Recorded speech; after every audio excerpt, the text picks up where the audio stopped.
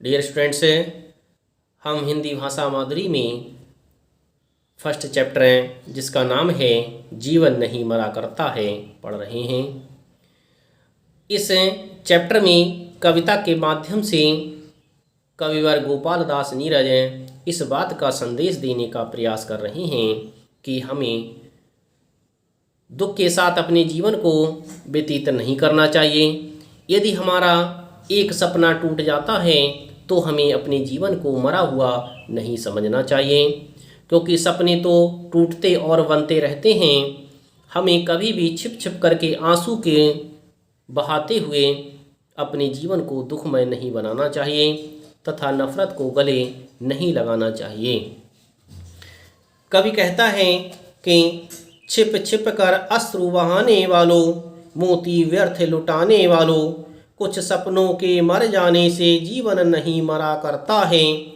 सपना क्या है नैन सेज पर सोया हुआ आँख का पानी, और टूटना है उसका ज्यों जागे कच्ची नींद जवानी। गीली उम्र बनाने वालों, डूबे बिना नहाने वालों, कुछ पानी के बह जाने से सावन नहीं मरा करता है। कवि कहता है कि छिप छिप कर आंसू बहाने वालों। कवि ने आंसुओं के लिए एक मोती के समान बताया है। आंसू वही व्यक्ति बहाता है जो अपने आप को अत्यधिक दुखी मानता है। इस संसार में दुख तो सभी को होता है। कुछ व्यक्ति ऐसे होते हैं जो दुख में भी अपने धैर्य को नहीं त्यागते। कुछ व्यक्ति ऐसे होते हैं जो दुख आने पर टूट जाते हैं और छिप छिप करके आंसू को बहाते हैं और अपने जीवन को दुखमय बना लेते हैं।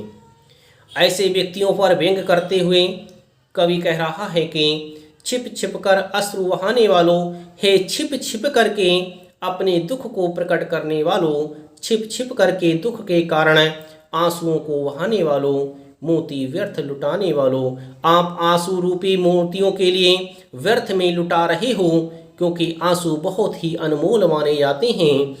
इन आंसुओं के लिए व्यर्थ में मत लुटाइए, क्योंकि कुछ सपनों के मर जाने से जीवन नहीं मरा करता है।